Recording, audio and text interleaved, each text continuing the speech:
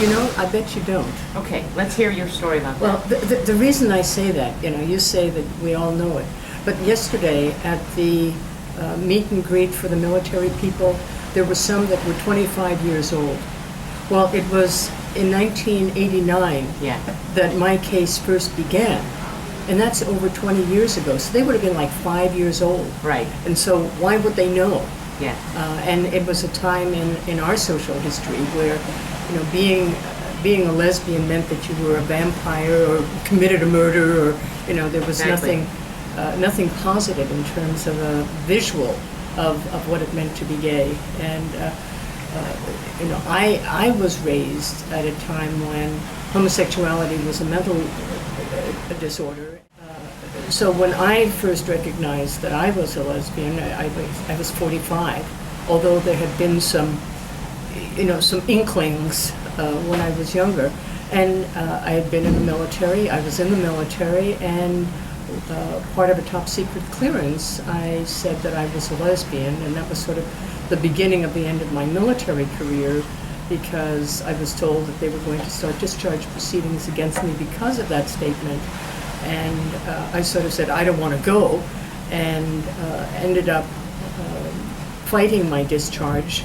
Had what was for an officer sort of the equivalent of a court-martial, and was discharged from the military, then filed lawsuit with the efforts of Lambda Legal Defense and Education Fund and the Northwest Women's Law Center. We went to federal court, and my discharge was ruled unconstitutional, and I was reinstated and served for an additional 3 years. And during that interval of time that I was out was when Don't Ask, Don't Tell was implemented, and ended up getting involved in the Senate hearings at that time, and out of the blue got a phone call from someone at Barwood Studios, and I didn't have a clue what that was.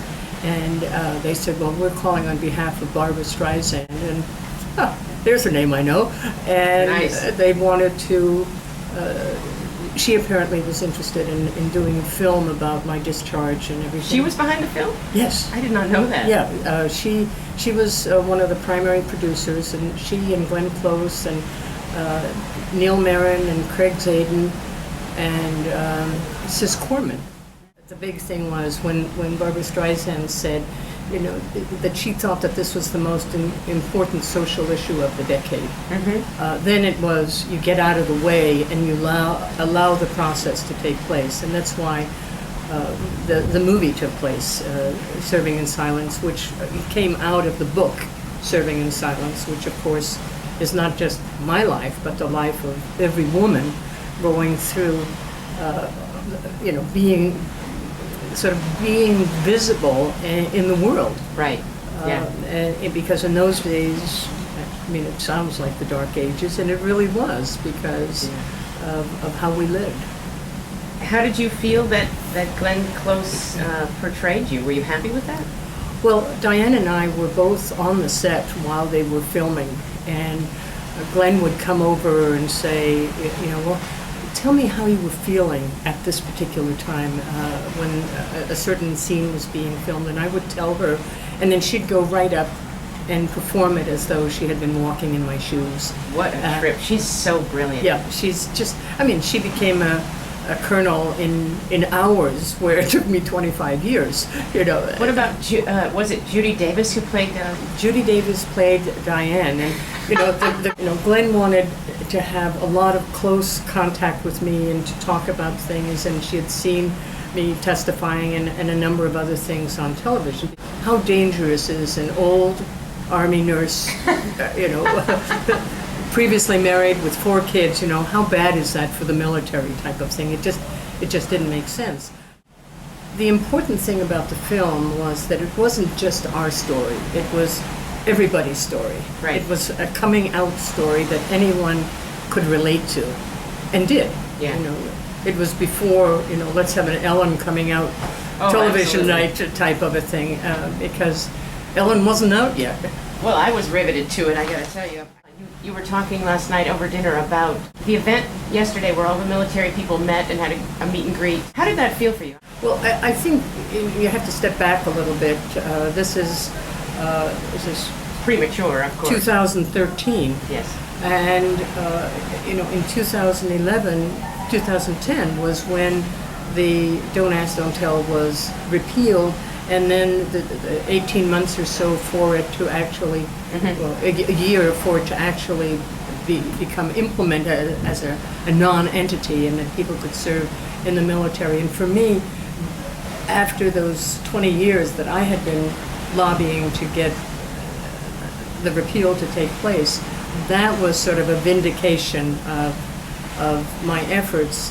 But last night, when we had a meet and greet, and there were about 60 military people, it was one of these strange things. I didn't know that I was going to be leading the group.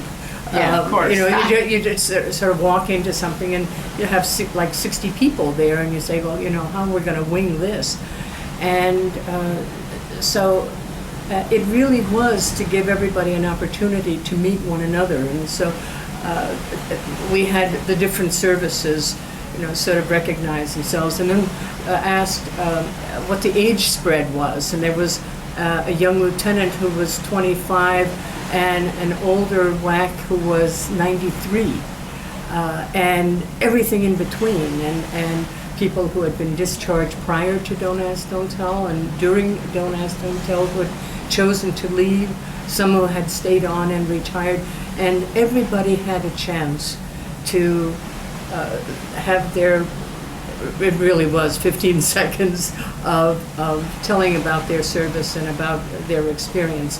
And in the course of that time, many of those still on active duty had a chance to hear other people's stories. And because serving in silence was prominent for many of them during their military experience, they knew of my involvement in it and were extremely kind, and it was a very humbling time for me, to say the least, because it meant something. And so you, in your mind's eye, you would like to think that it meant something, and for them to reaffirm that. I think it's important to put it into the perspective. I was the public person, but there had been many others who had preceded me and had tried to both be able to go back in the service and not been treated with the same support that I had been during my efforts. We all build upon the work of others, but many are not appreciated.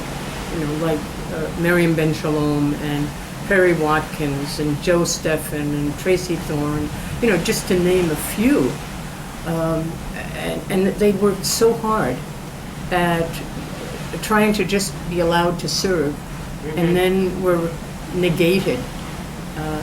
Whereas because I was an old lady, had already served for over 20 years, that, it was this... You were less threatening. Yeah, and I think being a woman rather than a man at the time... The irony of it all. Yes. That you were the one chosen to be the public face. Yeah. Do you feel grateful to have been that?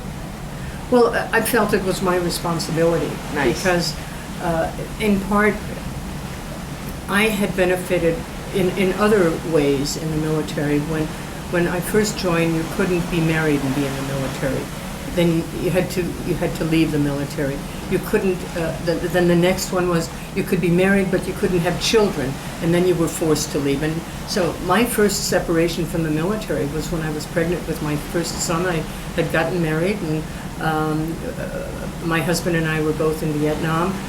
Decided to start our family, and so I was discharged then because of that. And through the efforts of others that preceded me, that ban was lifted, and then I went back in the military.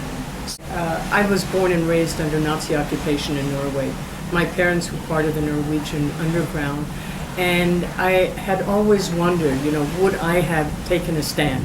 would I have been as Wow. patriotic as them, and so in a curious way, I was sort of playing it out that, you know, here I've taken on the American government. I guess maybe I would have taken on the Nazis too. Nice. You know, so that's sort of the delusion of grandeur that, you know, you take a stand and then you go with it. Wow. I'm just really honored to have a chance to meet with you and talk about this. So. Well, you're very kind.